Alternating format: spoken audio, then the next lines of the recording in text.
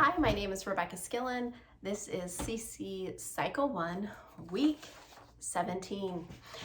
A little bit of what we did this last week before class or after class or during fine arts, depending on when you got there and how things happened with your mom. Everybody got to pass out their Valentines. What I found was from our local candy store, locally owned candy store called the Candy Unicornium in Elizabethtown, Pennsylvania. There's my little free commercial shout out to them.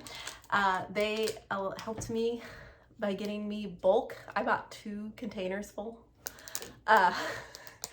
of this rock candy.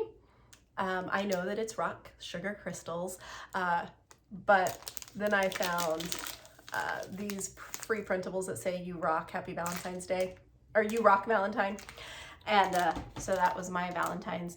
I did my Valentine's to all the moms in our community, and then I threw in extras and completely forgot to attach actual Valentines to my class. But I had all their Valentines. Talk about making sure that the moms were well cared for, and then the kids, they still got their Valentine. They just didn't get the paper attached to them. So they didn't care. They were happy. So that was the start of my morning, realizing that mistake. When we had General Assembly, we got to talk to a former mom from our community who was not able to be with us last year, because we did not have a challenge program yet. So her daughter is in Challenge A, and they got to tell us how awesome Challenge A is, and we are praying that God provides.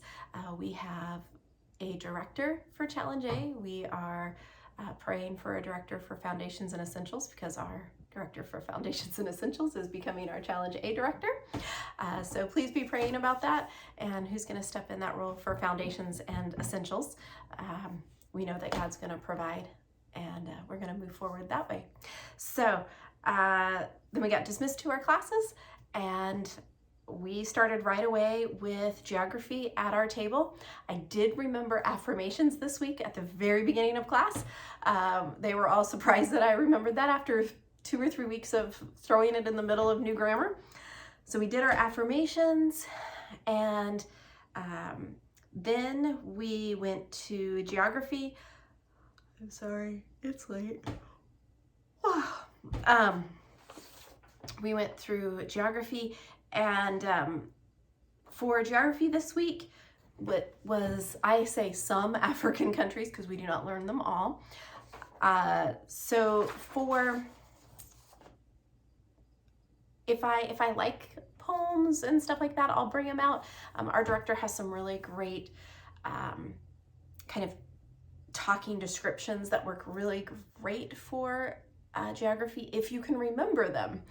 I'm very much a musical person. My kids, and even the kids in the class that I teach, tend to pick up music really, really well. So I don't try to overwhelm them with songs, but it seems to help us. But I went over this one for African countries. It says, African countries, Ethiopia is shaped like a fish in the Horn of Africa.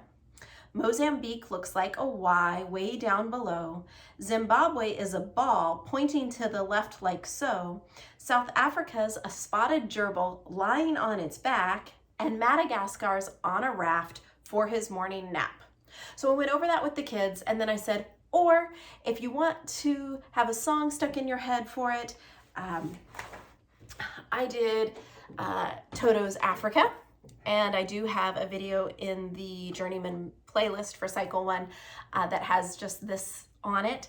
But the way that it goes is, I need some more caffeine. That's the way it goes. South Africa, Mozambique, Zimbabwe, Madagascar, Ethiopia. These are some African countries. South Africa, Mozambique, Zimbabwe, Madagascar, Ethiopia. And we just pointed to the map for that. We also did Latin at our table. I had printouts of the second declension noun endings, because this second semester I want to have them really attending to what the endings look like while they're saying them, because we know them, we know what they sound like, but I want them to see what they look like while they're singing them. So we pointed to them. Next week, because it's our 4th week technically with second declension noun endings, I'll probably do just what I did for first declension, and that's getting the flashcards out and they create this. So that's probably what we're going to do next week. For helping verbs, we did our helping verbs. A helping verb helps another verb assert action, being, or existence. A helping verb makes so much sense. Do, does, did, have, has, had.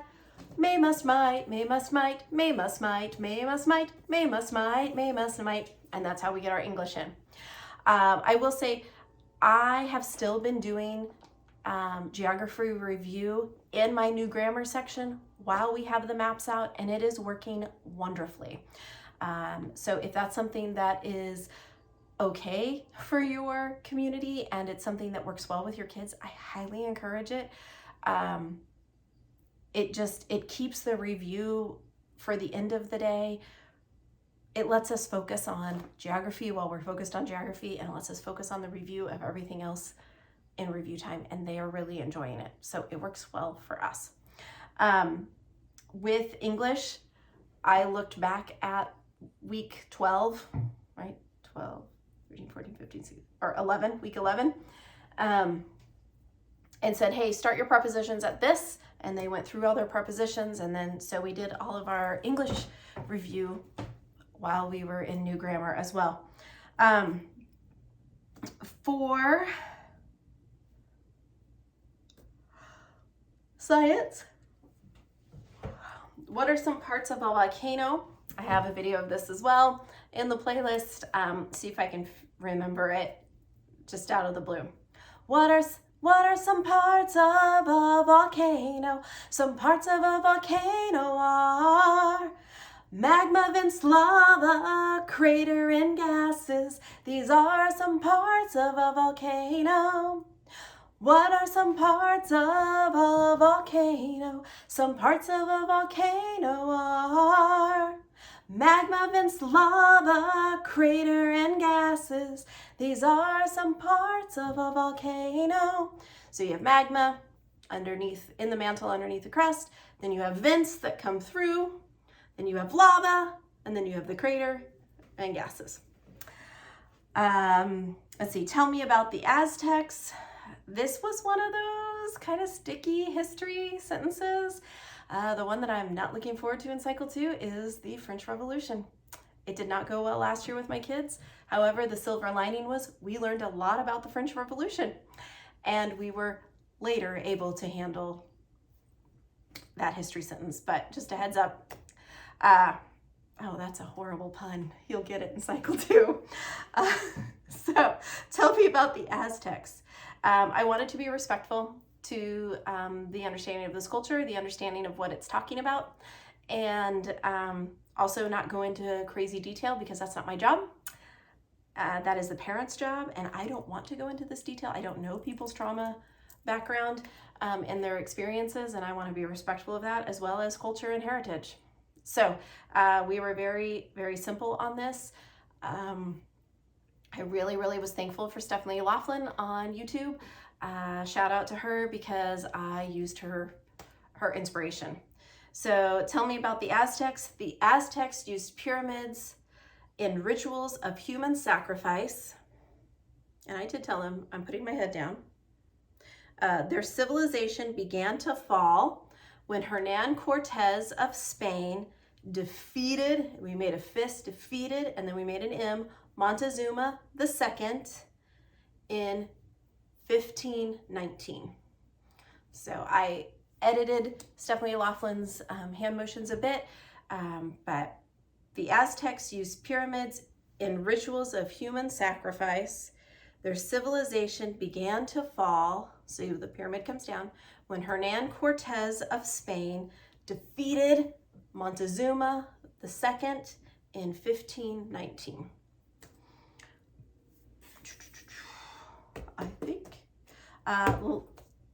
The last things we did was geometry. Had my agility ladder out. We talked about with math. What did we learn last week? We learned about the rectangle. And then I said, what's my agility ladder is a rectangle, but what's it cut up into? Squares. Can a square be a rectangle? Yeah. Can a rectangle be a square? Nope.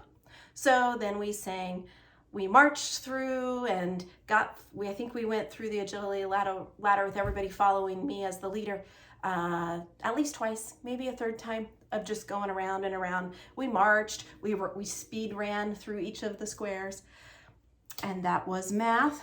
Let's see, timeline. If you watched my video from last time, we still played hide and seek this week, and we didn't lose any cards. We found them all, put them in order, and they like that.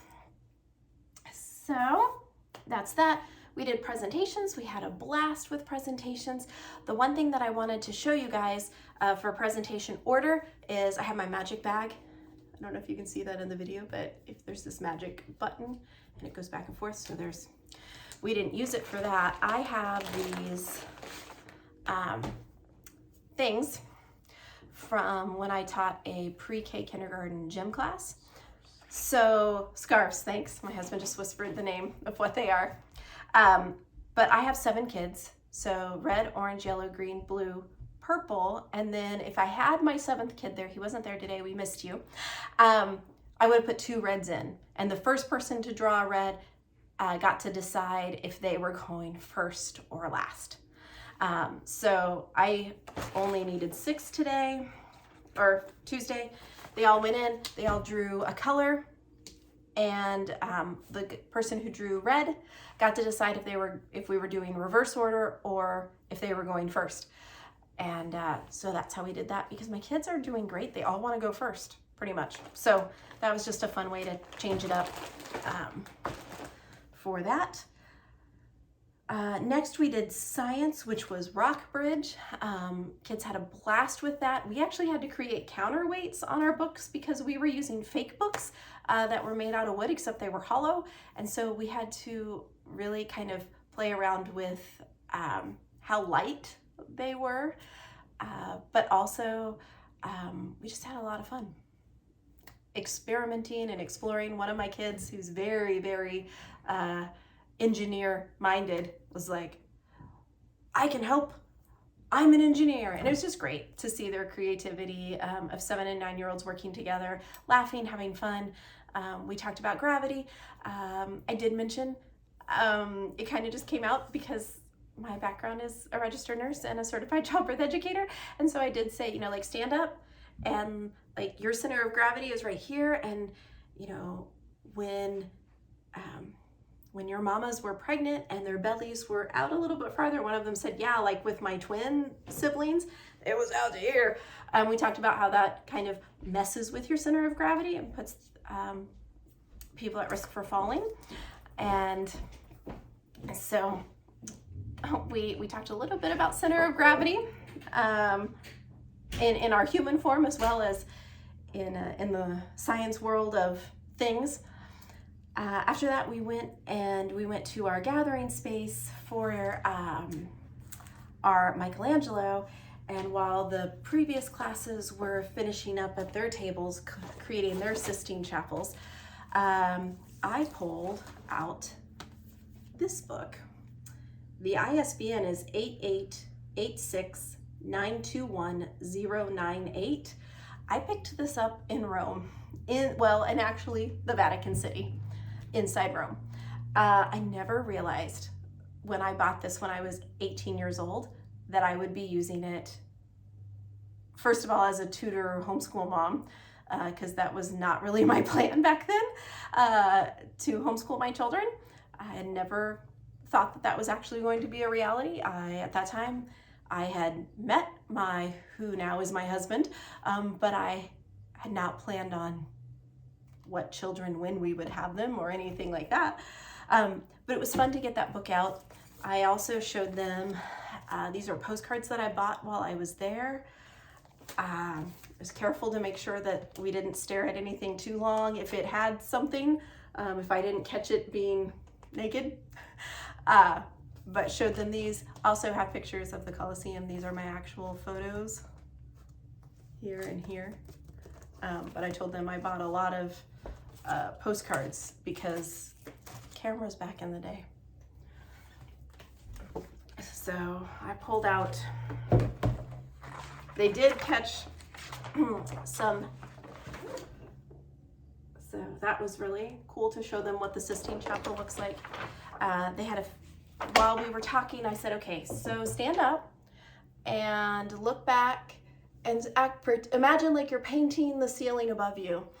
And I said, and imagine that for years, because he did not lay on his back painting. He stood up in this, and we talked about how he experienced some health issues because of that. Muscular neck, probably some arthritis, I don't know, but also just issues with, I believe it was breathing issues.